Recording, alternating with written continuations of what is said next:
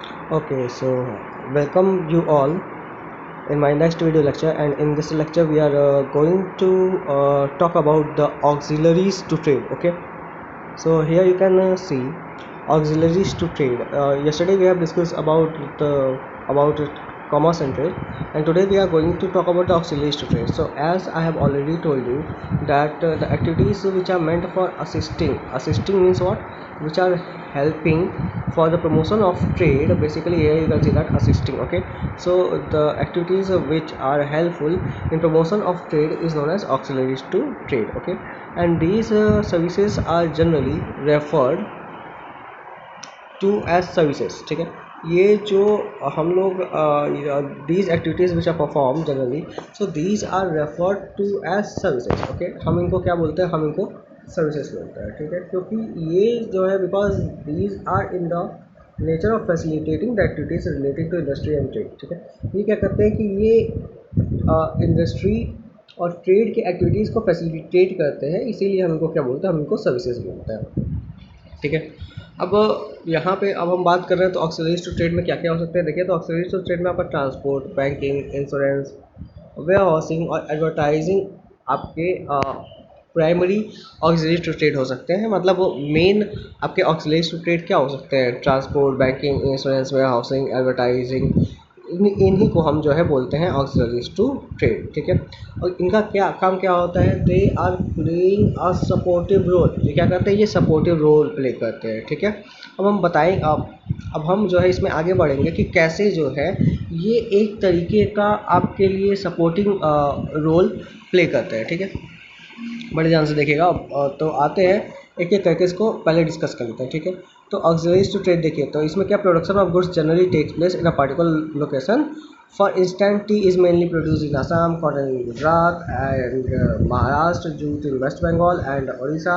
So but here you can see that the distant names are mentioned over here. Okay, कि अगर हम बात करें कि टी जो है आसाम में प्रोड्यूस होता है, लेकिन केरल में भी मिलता है, तमिलनाडु में भी मिलता है. ठीक है, लाइकवाइज कॉटन जो है गुजरात और महाराष्ट्र में प्रोड्यूस होता है, लेकिन जम्मू एंड कश्मीर में भी हमको कॉटन क्लोथ्स मिल जाते हैं. जूट आपका वेस्ट बंगाल में होता है और फिर भी हमको मिल जाता है ईजिली.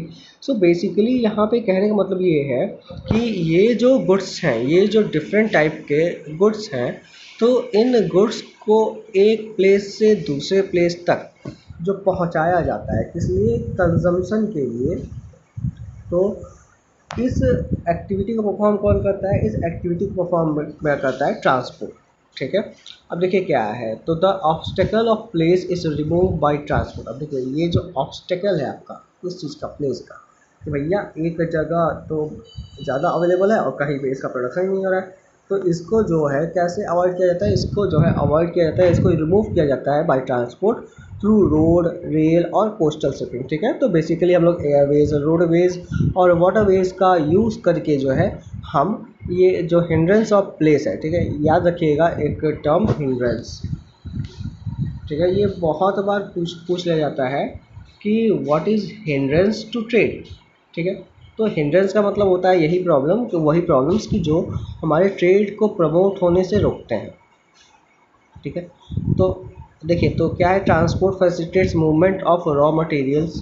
ठीक है, तो मूवमेंट ऑफ रॉ मटेरियल हो चाहे आपका फिनिश प्रोडक्ट हो, तो इन सभी का मूवमेंट जो होता है, तो ये किसकी वजह से होता है, ट्रांसपोर्ट की वजह से होता है. ठीक है, अब हम लोग जो है यहाँ पे एक बार कम्युनिकेशन भी देख लेते हैं. ठीक है, ट्रांसपोर्ट के साथ साथ there is also a need for communication. ठीक है, a need for communication, it facilitates so that producer, traders and consumer may exchange information with one another.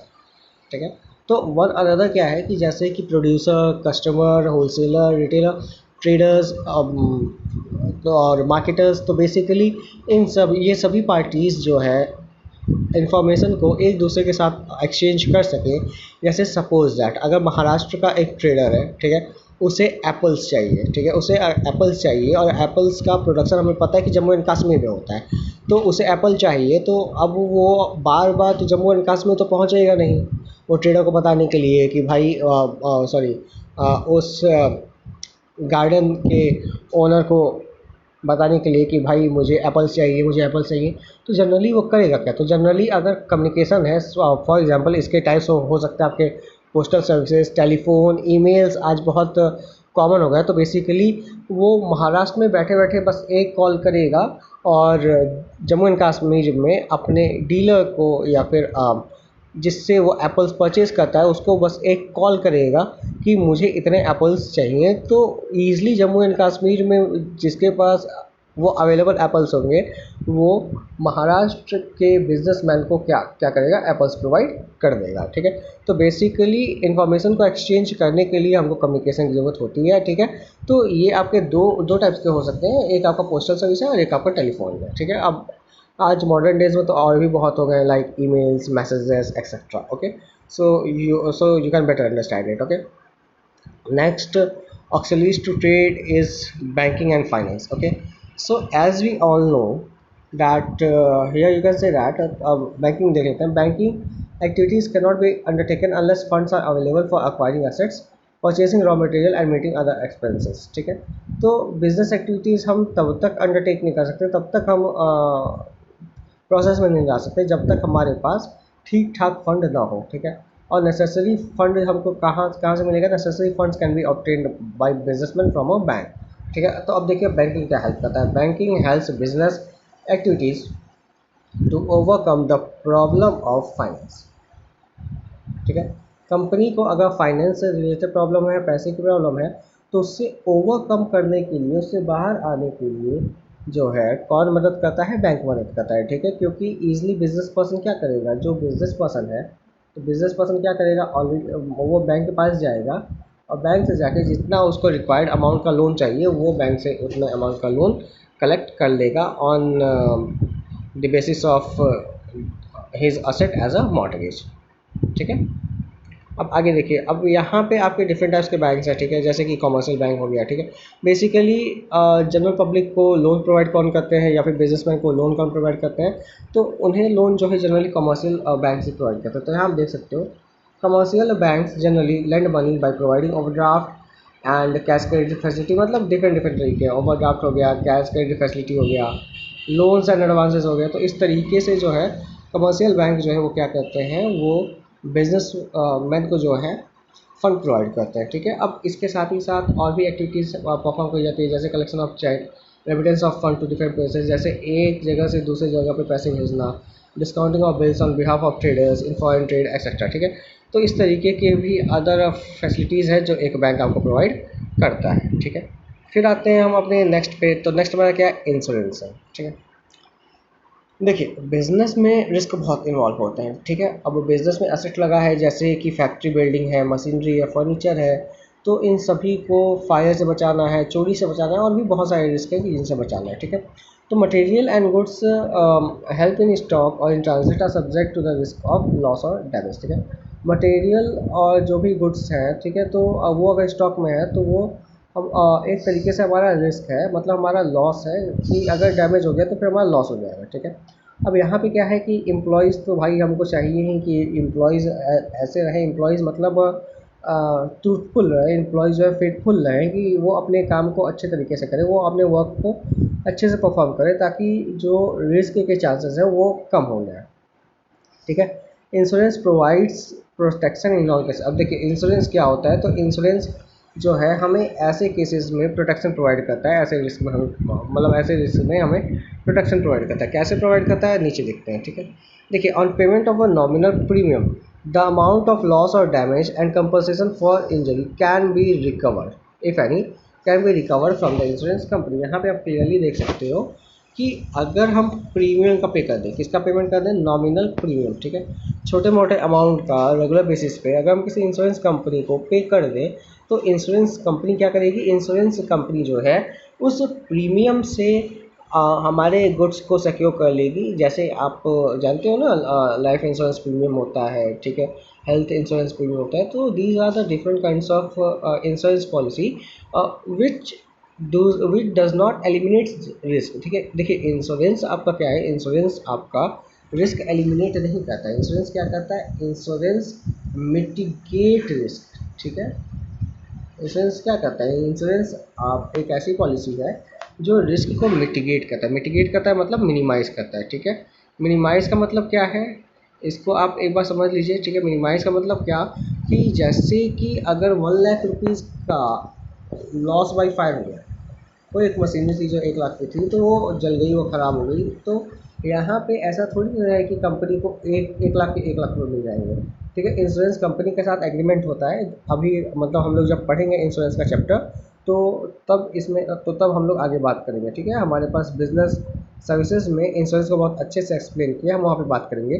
तो केवल इतना जान लीजिए कि अगर 1 लाख का लॉस हो गया कंपनी को, ठीक है, तो अगर कंपनी ने उस मशीनरी का इंश्योरेंस कराया था तो कंपनी को कितना मिल जाता है, 80,000 मिल जाता है एटलीस्ट, ठीक है। एक फिक्स परसेंटेज होता है, तो सब सपोज करिए कि 80,000 मिल गया, ठीक है। अब बताइए कि जहाँ पे 1 लाख का लॉस हो रहा था, वहाँ पे आपको 80,000 रिकवर हो गया, तो आपका लॉस अब केवल कितना बच के रह गया, आपका लॉस केवल 20,000 का बच के रह गया, ठीक है।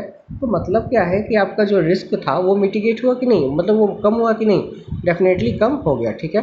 तो इंश्योरेंस एक ऐसी पॉलिसी है which mitigate the risk in the business, okay. और इसके लिए हमको क्या करना पड़ता है, हमको नॉमिनल अमाउंट पे करना पड़ता है। उस नॉमिनल अमाउंट को हम लोग क्या कहते हैं, प्रीमियम कहते हैं। फिर आइए आप नेक्स्ट पे वेयर हाउसिंग पे, ठीक है। तो वेयर हाउसिंग क्या है, usually goods are not sold और कंज्यूम इमीडिएटली आफ्टर प्रोडक्शन, ठीक है। हमने जैसे ही गुड्स बनाया हम तुरंत उसको बेच नहीं देते हैं, ठीक है। तो उसका हम क्या करते हैं, they are held in stock, they are held in stock to make them available as even required. मतलब जब भी कस्टमर को ज़रूरत हो हम तुरंत उसके लिए गुड्स हाजिर कर दें, तो इसके लिए हमें इसे कहीं स्टोर करके रखना पड़ेगा, ठीक है। और ये स्टोर ऐसे नहीं कि हमने उठा के फेंक दिया, नहीं, उसके लिए हमको स्पेशल अरेंजमेंट करना पड़ेगा कि हम अपने गुड्स को इस तरीके से रखें ताकि कोई डैमेज ना हो, ठीक है, टू प्रिवेंट लॉस और डैमेज, ठीक है। तो कोई डैमेज ना हो इसके लिए हम जो ऑक्सिलरीज टू ट्रेड यूज़ करते हैं वो क्या है, वेयर हाउसिंग। देखिए, warehousing helps business firm to overcome the problem of storage and facilities, ठीक है, the availability of goods when needed, ठीक है। तो यहाँ पे आप समझ सकते हैं बेसिकली कि यहाँ आप समझ सकते हैं कि वेयर हाउसेस क्या करता है, वेयर हाउसेस हेल्प करता है बिजनेस फर्म की to overcome the problem of storage and facility. मतलब गुड्स को कहाँ स्टोर किया जाएगा, कहाँ रखा जाएगा, इस प्रॉब्लम से ओवरकम करने में हमारी कौन हेल्प करता है, हमारी हेल्प करता है हमारा वेयर हाउसिंग सर्विसेज, ठीक है। लास्ट आते हैं, तो लास्ट आप देख रहे हैं, लास्ट है आपका एडवर्टाइजिंग, ठीक है। देखिए, आजकल इस मॉडर्न वर्ल्ड में एडवर्टाइजिंग का बहुत बड़ा रोल है, ठीक है। अब एडवर्टाइजिंग का बहुत बड़ा रोल क्या है कि अगर हमको प्रमोट करना है, promote the sale of products, particularly consumer goods like electronic and automobile goods, soap, detergent etcetera, तो इन सभी का अगर हमको सेल बढ़ाना है तो हमें क्या करना पड़ेगा, हमें लोगों को इनके बारे में बताना पड़ेगा, ठीक है।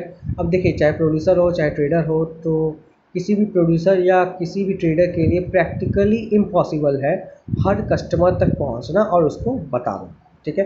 तो इसीलिए thus for promoting sales information about the goods and services available there, feature price etc must reach potential buyers, ठीक है।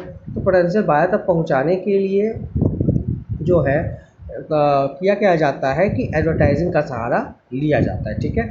अब यहाँ पे क्या है कि also there is a need to persuade potential buyer about the uses, quality, prices, competitive information about the goods and services etcetera. मतलब कि जो गुड्स है उसका क्या यूज़ है, ठीक है, उसकी प्राइस कितनी है, और ठीक है, और उसकी क्वालिटी कैसी है, वो अदर गुड्स से कितना बेहतर है। तो इन सभी के बारे में जब तक कोई कस्टमर नहीं जानेगा तब तक वो क्या मानेगा कि नहीं उसे गुड्स खरीदना है, डेफिनेटली वो कभी नहीं मानेगा, ठीक है। तो इन सब चीज़ों के बारे में प्रोड्यूसर जो है कस्टमर को जब बताना चाहता है कि ताकि उसका सेल्स प्रमोट हो, तो इस एक्टिविटी को हम लोग क्या कहते हैं, इस एक्टिविटी को हम लोग कहते हैं एडवर्टाइजिंग, ठीक है। अब यहाँ पे आप देख पा रहे हो, ठीक है। अब देखो, अब इसके नीचे आपका दिया है कि एडवर्टाइजिंग क्या हो सकता है, ठीक है। तो यहाँ पे आप क्लियरली देख सकते हो कि एडवर्टाइजिंग हेल्प्स इन, ठीक है, advertising helps in providing information about available goods and services and inducing customers two by the particular items, ठीक है। तो एडवर्टाइजिंग हेल्प करता है हमें, किस लिए एडवर्टाइजिंग हेल्प करता है, कंज्यूमर को परsuade करने के लिए, कंज्यूमर को अट्रैक्ट करने के लिए कि कंज्यूमर आए और प्रोडक्ट खरीदे। अब देखिए एडवर्टाइजिंग का केवल यही मतलब नहीं है कि रनिंग प्रोडक्ट को ही बताना, ठीक है। अगर कंपनी ने कोई नया प्रोडक्ट लॉन्च किया है, ठीक है, जैसे अगर सपोज़ करिए टाटा ने कोई नई कार लॉन्च की मार्केट में, तो टाटा अगर इसके बारे में लोगों को बताएगी नहीं, मतलब तो क्या लोगों को पता चलेगा कि टाटा की कार आई है? बहुत ही लिमिटेड लोगों को पता चलेगा, जो शोरूम के आसपास हैं, केवल उन्हें पता चलेगा, हार्डली होगी, ठीक है, सबको पता नहीं चलेगा। तो टाटा कंपनी क्या करेगी, टाटा कंपनी जो है इसको एडवर्टाइज कराएगी, and this advertising can be done through various medium like newspaper, journals, TV, emails, you can say that on web publishing, ठीक है। तो डिफरेंट इसके मीडियाज़ होते हैं कि जिसके थ्रू एडवर्टाइजिंग को कंडक्ट कराया जाता है, ठीक है। बेसिकली आपका जो ये एडवर्टाइजिंग पार्ट है ये आपका क्लास 12th में, ठीक है, जब हम लोग क्लास 12 में मार्केटिंग पढ़ेंगे तो तब हम लोग एडवर्टाइजिंग को समझेंगे बहुत अच्छे तरीके से कि एडवर्टाइजिंग के क्या क्या एडवांटेज हैं और क्या क्या इसके डिसएडवांटेज हैं, and what are the types of advertising, ठीक है। देखिए एडवर्टाइजिंग अच्छा भी हो सकता है और एडवर्टाइजिंग ख़राब भी हो सकता है। अब देखिए जैसे सपोज़ करिए कि मैं आपको बहुत छोटा एग्जांपल देता हूँ कि अगर एडवर्टाइजिंग के बारे में हम बात कर रहे हैं, तो अगर नया प्रोडक्ट मार्केट में आया तो उसको प्रमोट कर रहा है तो फर्म के लिए तो अच्छा है, लेकिन ये एडवर्टाइजिंग हमेशा जो है पब्लिक पे अच्छा इम्पैक्ट नहीं डालता। जैसे अगर सपोज़ करिए मैं एक बहुत कॉमन एग्जांपल देता हूँ कि एक चॉकलेट है बहुत फेमस, ठीक है, जिसमें कैज़ू नट वगैरह लगे रहते हैं, ठीक है। अब मैं उसका नाम नहीं लूँगा, क्या पता कि ये न्यूज़ कहाँ पहुँच जाए, ठीक है। तो आजकल प्रमोशन क्या होता है कि if you are hungry grab a dash dash dash, मतलब अगर आपको भूख लगी है तो आप डैश डैश डैश चॉकलेट खा लो, आपकी भूख ख़त्म हो जाएगी, ठीक है। मतलब आप खाना मत खाओ, आप चॉकलेट खाओ, ठीक है। तो क्या ऐसा पॉसिबल है? डेफिनेटली ऐसा प्रैक्टिकली तो पॉसिबल नहीं है, लेकिन इस तरीके से एडवर्टीज़मेंट्स आते हैं, ठीक है। तो आई होप सो कि आप समझ गए होंगे कि एडवर्टाइजिंग अच्छी भी हो सकती है और एडवर्टाइजिंग ख़राब भी हो सकती है, ठीक है। तो अब आज यहीं पे स्टॉप करते हैं, नेक्स्ट क्लास में हम लोग बात करेंगे ऑब्जेक्टिव्स ऑफ बिजनेस के बारे में, ठीक है। तो in case of any doubt so feel free to ask, okay. Thank you all, have a great day ahead.